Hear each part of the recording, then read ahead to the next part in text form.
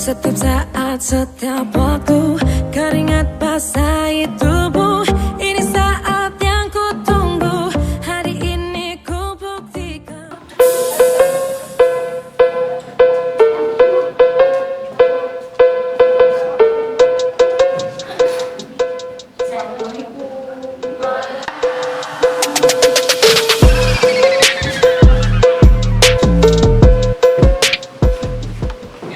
Assalamualaikum warahmatullahi wabarakatuh. Waalaikumsalam warahmatullahi wabarakatuh. Gimana kabarnya hari ini? Baik, sehat ya. Baik, sebelum kita mulai pembelajaran hari ini, Ketua kelas silakan untuk memimpin berdoa terlebih dahulu.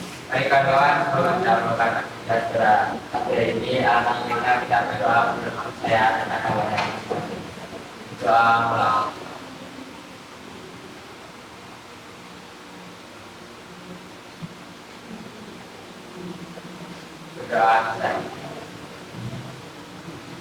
Hari ini ada yang tidak masuk?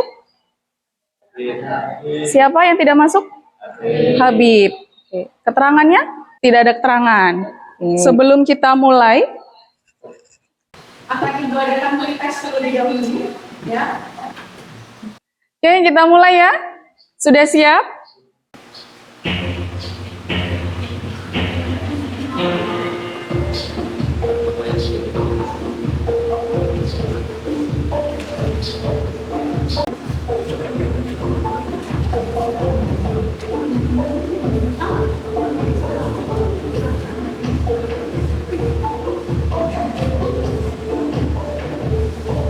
Padahal saat ini itu memasuki musim penghujan, ya. Oke, kalian tahu nggak sih dari mana asal hujan? Ada yang bisa jawab? Oke, kalian. Hujan merupakan salah satu dari siklus biologi yang berasal dari air laut dan air daratan melalui proses siklus air. Kemudian, pertanyaan selanjutnya. Kalian pernah nggak sih merasakan kalau misalkan kalau kita mencuci, memasak, mandi, kenapa sih kok air itu tuh nggak pernah habis? Ada yang bisa jawab? Ya, Claudia? Terjadinya proses di mana turunnya air atau penurunan air H2O, lalu kemudian terjadi di atmosfer bumi. Lalu setelah itu air tersebut kembali lagi ke atmosfer bumi. Memang ada siklus, ada perputaran. Seperti itu ya. Namanya aja perputaran, berarti dia tidak akan pernah berhenti. Seperti itu ya. Nah, kira-kira menarik nggak sih materi kita hari ini? Menarik ya. Selain ada daur air, ada daur-daur yang lainnya juga, gitu ya. Yang mungkin sudah kita rasakan. Maka, ya, hari ini kita mau bahas tentang apa materinya? Daur biologi. Ya. Ada yang tahu apa itu arti yang dimaksud dengan daur biologinya? Ya, Naisila silakan. Perpindahan untuk kemudian melalui membentuk dan menjual biologi. Habis itu ke biotik, gitu ya. Nah, tadi kan kita udah tahu nih apa yang mau kita bahas hari ini, itu ya tentang daur biologinya. Sebelum kita lanjutkan, ya kita explaining dulu ya, biar semangat, biar nggak tegang, gitu ya. Untuk ice breakingnya, punya pasangan semua ya, hadapan jadi saling berhadapan. Iya, konsentrasi ya, konsentrasi. Pada suatu hari mau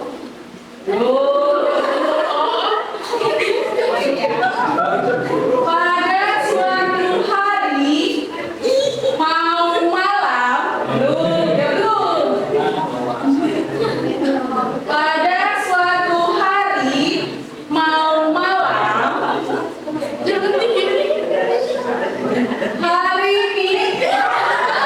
hari ini masih hari ini belum hari mau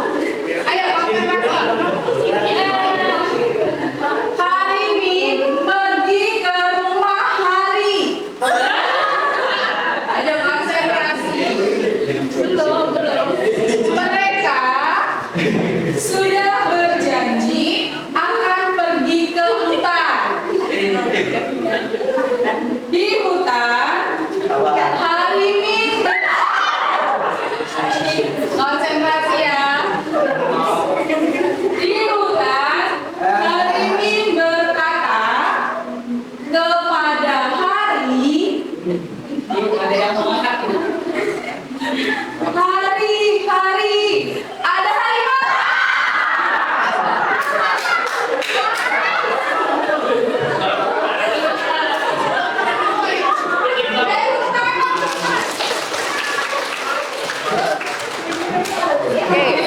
Kita kembali lagi ke materi ya. Kalau tadi kalian lihat di slide di awal sekali, itu ada judul ekosistem, ya. Memang pembelajaran hari ini kita masih di bab yang sama, yaitu bab ekosistem. Tapi kita sudah masuk ke subbab yang daur biogeokimia. Kalian tahu ada berapa macam sih daur biogeokimia itu? Angkat tangan. Claudia? Ada 5. Apa aja? Daur karbon, air atau hidrologi. Ya, dalam air, Oksigen, daur oksigen. Kemudian yang keempat, fosfor, daur fosfor. Selain Claudia, daur apa lagi yang belum disebutkan? Nitrogen, dan yang terakhir adalah daur sulfur. Oke, tujuan pembelajaran hari ini ya, kalian itu harus dapat membandingkan macam-macam daur biogeokimia ya. Kemudian yang kedua, peserta didik dapat menyimpulkan peranan dari komponen-komponen ekosistem dalam daur biogeokimia. Dan yang terakhir adalah peserta didik mampu merumuskan solusi atas permasalahan berdasarkan isu lokal, nasional, dan global pada daur biogeokimia. Dan untuk penilaiannya, itu ada LKPD, nanti secara berkelompok ya. Kemudian ada pretest, tadi sudah kita lakukan ya. Kemudian post-test nanti di akhir pembelajaran. Kemudian penilaian sikap ketika diskusi. Kemudian keterampilan ketika presentasi ya. Dan yang terakhir adalah penilaian P5. Ini akan ditayangkan sebuah video ya, tentunya video permasalahan ya, yang ada di sekitar kita. Pembukaan bukit di daerah pemilih pada laut dari pantauan kawasan perbukitan ini dikeruk menggunakan alat berat. Sementara di sekitar lokasi terdapat kawasan perumahan. Diduga aktivitas pengerukan bukit ini dilakukan untuk pengembangan kawasan perumahan. Eksploitasi bukit ini dapat merusak lingkungan sekitar. Seharusnya kawasan perbukitan dijaga agar kelestarian lingkungan tetap asli. Oke, video tadi permasalahannya tentang apa? Tentang pengerukan bukit, ya. Ada dampaknya nggak sih kira-kira terhadap lingkungan? Ada, ya. Oke, sekarang silakan duduk secara berkelompok, ya. Silakan, moving.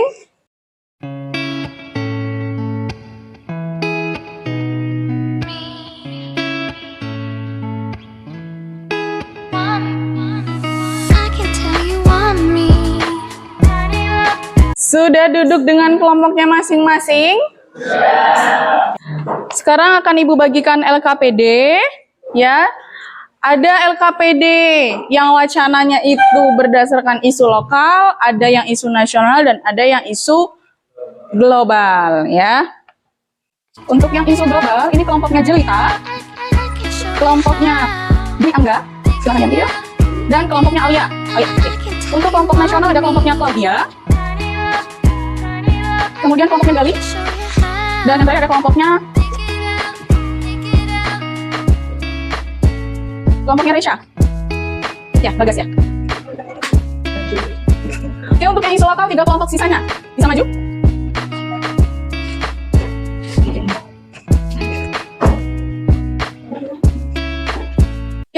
silakan kalian baca petunjuknya, ya. Di situ sudah ada wacananya. Kemudian jawablah pertanyaan-pertanyaan yang ada di LKPD.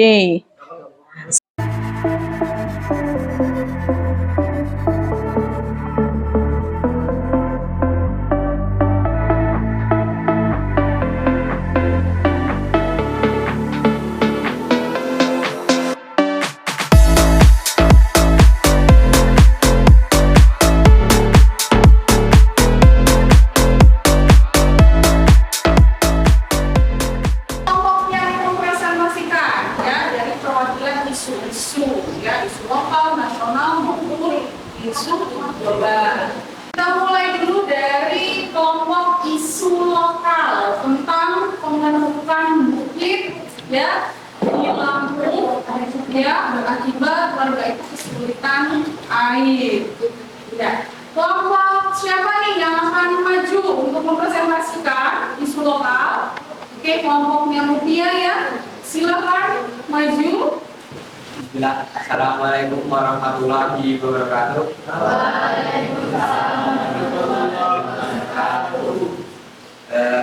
Dirinya kami di sini akan mempresentasikan hasil kerjasama kami yang akan dijelaskan oleh teman saya. Yang pertama, masalah apa yang dapat pada informasi di atas? 1. Pembentukan bukit di Sukabumi telah melibatkan warga di daerah tersebut mengalami kesulitan mendapatkan air. Pembentukan ini berdampak pada aliran air dan menyebabkan kekeringan. 2. Dampak apa yang akan terjadi di Indonesia jika ilegal logging dibiarkan terus-menerus terjadi hingga tahun 2040. Menjadi ancaman serius bagi lingkungan sekitar. Di daerah tersebut, warganya kerap kesulitan mendapatkan air bersih dan mengakibatkan bencana longsor dan banjir. 3. Bagaimana solusi kalian untuk mengurangi permasalahan tersebut dengan 3 solusi? Yang pertama, rehabilitasi lahan. Merencanakan program rehabilitasi lahan dengan menanam tumbuhan penyukur lahan atau pepohonan untuk menjaga kestabilan air. 2. Regulasi lingkungan. Memperkuat peraturan dan menegakkan hukum terkait eksploitasi agar lebih sesuai dengan prinsip keberlanjutan. 3. Pendidikan lingkungan. Meningkatkan kesadaran masyarakat tentang dampak negatif dari pengerukan bukit dan mendorong perilaku responsif. Yang keempat, gunakan permasalahan di atas dengan daur air. Jadi jawabannya pengerukan bukit atau deforestasi memiliki dampak signifikan terhadap daur air. Adanya vegetasi berhutan berperan penting dalam pengendalian daur air. Ketika bukit digerus dan hutan ditebang untuk berbagai kepentingan, akibatnya jumlah air yang sampai ke permukaan tanah menjadi lebih banyak sehingga berpotensi banjir dan erosi. Apakah ada yang menambahkan atau menanggapi?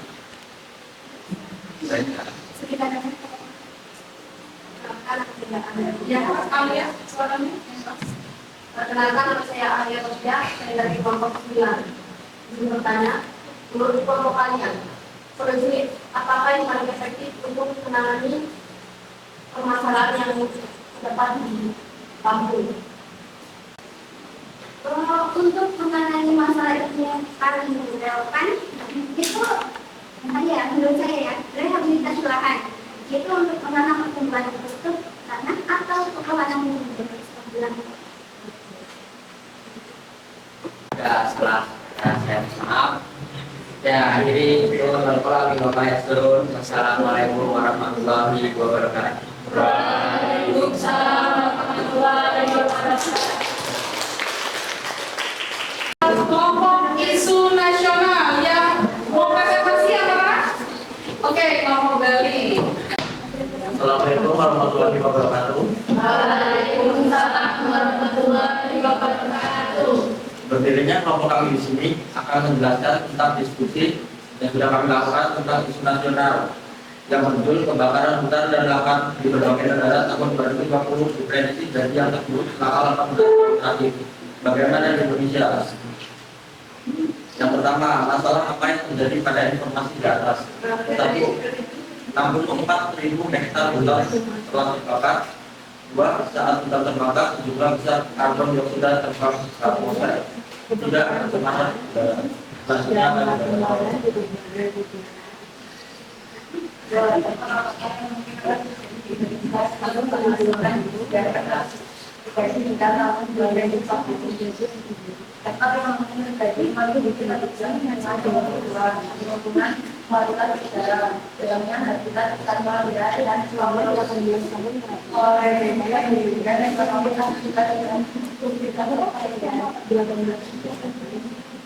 masyarakat juga dapat mengalami dampak perjalanan kendaraan dan pemerintahan penting untuk mengatur kendaraan penanganan dan penanggulangan kebakaran dengan secara efektif.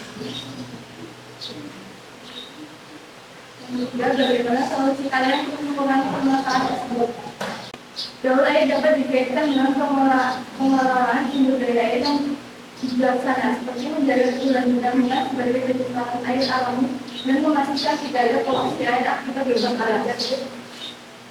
Hal ini penting untuk memitigasi dampak kebakaran terhadap debit air dan keberlanjutan proses. Yang keempat, hubungkanlah masalah tersebut dengan jalur air.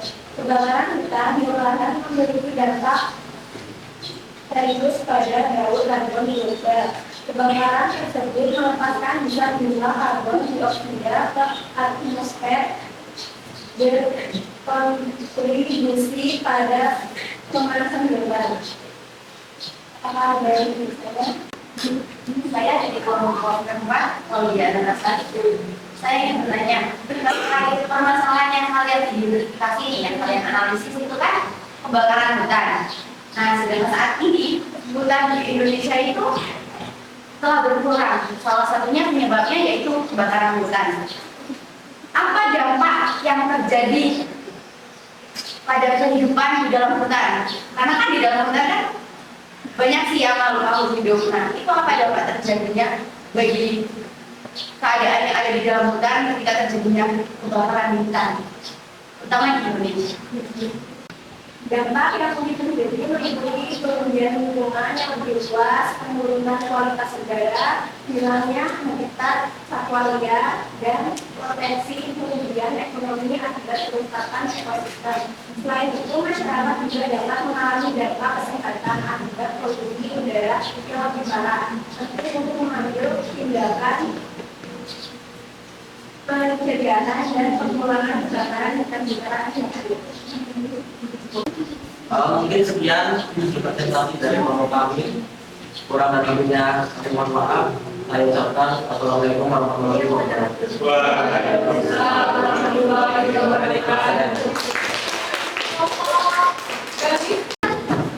Kelompok terakhir yang mempresentasikan dari isu global.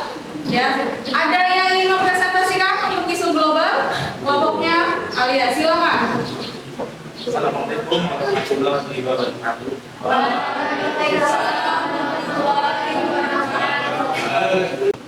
Berdirinya kami di sini ingin mempresentasikan hasil kerja kelompok kami yang akan dibacakan oleh rekan kami. Satu, masalah apa yang terdapat pada informasi di atas. Perubahan iklim, kandungan oksigen di laut makin tipis akibat kenaikan suhu dan sampah laut. Dua, dampak apakah yang mungkin akan terjadi di Indonesia jika kenaikan suhu dan sampah kompas dibiarkan terus terjadi hingga tahun 2040? Beberapa kemungkinan dampaknya adalah yang pertama pencemaran laut, yang kedua penurunan kandungan oksigen di laut, yang ketiga kerusakan terumbu karang dan habitat laut, yang keempat perubahan pola musim dan cuaca ekstrim. Yang ketiga, bagaimana solusi kalian untuk mengurangi permasalahan tersebut. Yang pertama, pengurangan penggunaan plastik dan sampah laut. Yang kedua, pemulihan ekosistem laut. Dan yang ketiga, pengurangan emisi gas rumah kaca. 4. Hubungkanlah permasalahan di atas dengan daur oksigen. Padahal oksigen yang menipis mengancam ekosistem laut yang tidak tertekan akibat pemanasan suhu dan proses oksidasi serta menghambat daur oksigen. Supaya kadar oksigen di laut tetap terjaga, apa yang bisa dilakukan untuk menjaga konten alam di laut yaitu dengan memulai mengurangi menggunakan bahan kimia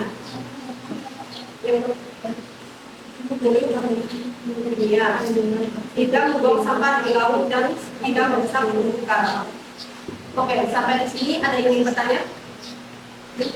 Perkenalkan, nama saya Ikan Arifah Salia dari kelompok 7. Bagaimana cara kita dapat mengatasi masalah kandungan oksigen yang menipis di laut akibat suhu dan secara secara Yaitu dengan mengurangi menggunakan bahan kimia yang berbahaya, terus menjaga kelestarian terumbu karang, tidak membuang sampah plastik di laut.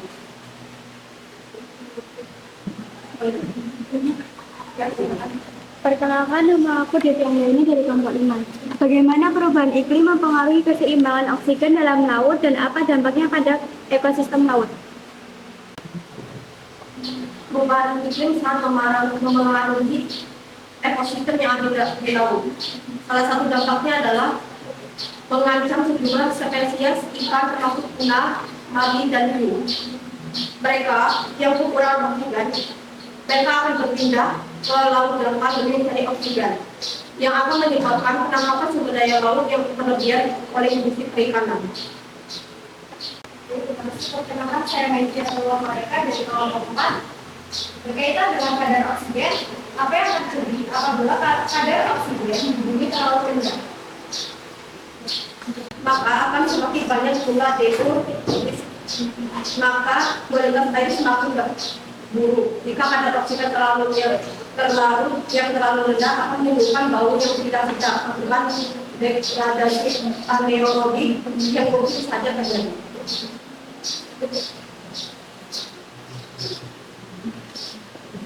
Mungkin itu saja yang bisa dapat kami sampaikan. Kurang lebihnya kami mohon maaf. Saya Indi. Wassalamualaikum warahmatullahi wabarakatuh. Waalaikumsalam warahmatullahi wabarakatuh. Untuk presentasinya sudah bagus ya, sudah terjadi tanya jawab ya. Baik, di sini akan kita tegaskan ya atau kita simpulkan bahwa tadi permasalahannya itu ada dari daur tadi air, karbon, dan daur oksigen. Ya, untuk daur air ya ini yang memiliki peranan sangat penting. Itu ya, karena daur air ini ada kaitannya juga dengan karbon dan ada kaitannya juga dengan daur oksigen. Begitu juga dengan ketiga daur yang lainnya, ya, daur fosfor, sulfur, dan daur nitrogen. Itu ya. Terutama tadi di permasalahan kebakaran, ya. Sebenarnya kebakaran hutan itu karena apa sih? Kebakaran hutan nih, yang paling nampak jelas pemicunya apa? Kebakaran hutan. Kemarau pertama, kemudian matahari sangat panas. Ya. Kenapa kok bisa terjadi kemarau? Kenapa kok bisa jadi kemarau? Perubahan iklim, ya. Terus pola musim juga ini kan akhir-akhir ini memang sudah berubah ya. Ya, biasanya nih di akhir-akhir tahun itu sudah masuk musim penghujan. Tapi nyatanya kemarin kita masih menghadapi musim kemarau. Ya, sekarang kita simpulkan yuk untuk pembelajaran hari ini. Ya, pembelajaran hari ini kita simpulkan. Apa aja sih yang kalian dapatkan? Yuk, angkat tangan. Siapa yang dapat menyimpulkan materi kita tentang daur geokimia. Oke, Claudia silahkan. Pertama, saya juga awalnya tidak mengetahui apa sih itu sebenarnya biokimia, dan setelah melakukan pembelajaran pada hari ini saya jadi tahu nih apa itu pengertian dari biokimia serta siklus-siklusnya, berhubungan dengan ekosistem di lingkungan, makhluk hidup, dan yang paling penting itu kita bisa mengetahui, oh ternyata selama ini hal-hal yang terjadi seperti kebakaran hutan, kita membuang sampah sembarangan itu ada dampak yang sangat besar bagi bumi ini. Ya, Oke, terima kasih. Sekarang ya, kalau kalian sudah mempresentasikan, saat ini kita akan melakukan proses ya, proses. Jadi di proses ini akan Ibu ukur nih sejauh mana sih kalian paham dengan materi hari ini. Oke, siap-siap.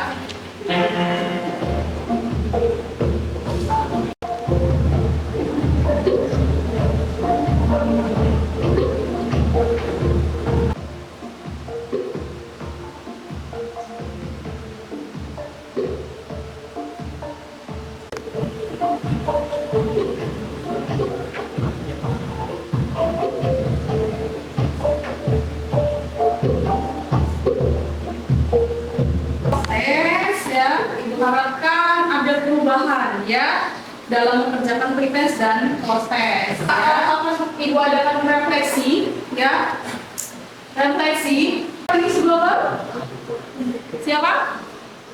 Ya, Jelita. Oke, solusinya apa tadi? Kalau yang kelompok kalian tentukan? Pengelolaan sampah, Kemudian pemulihan ekosistem laut. jadi untuk pembelajaran kita hari ini, untuk selanjutnya ya kita akan mempelajari materi tentang perubahan lingkungan ya. Rajin-rajinlah baca bukunya ya, kemudian jagalah kesehatannya agar kita dapat terus ya dapat melakukan aktivitas kita, terutama kalian dapat terus ya mengikuti pembelajaran seperti biasa ya. Ada pertanyaan sampai di sini? Cukup? Tidak ada ya? Oke, sebelum kita mengakhiri pembelajaran kita hari ini, baiknya kita berdoa terlebih dahulu ya. Oke, silakan ketua kelasnya dipimpin untuk berdoa. Kali kelas sebelum kita selesai aktivitas pada hari ini, baiknya kita berdoa menurut agama dan kepercayaan masing-masing. Berdoa mulai.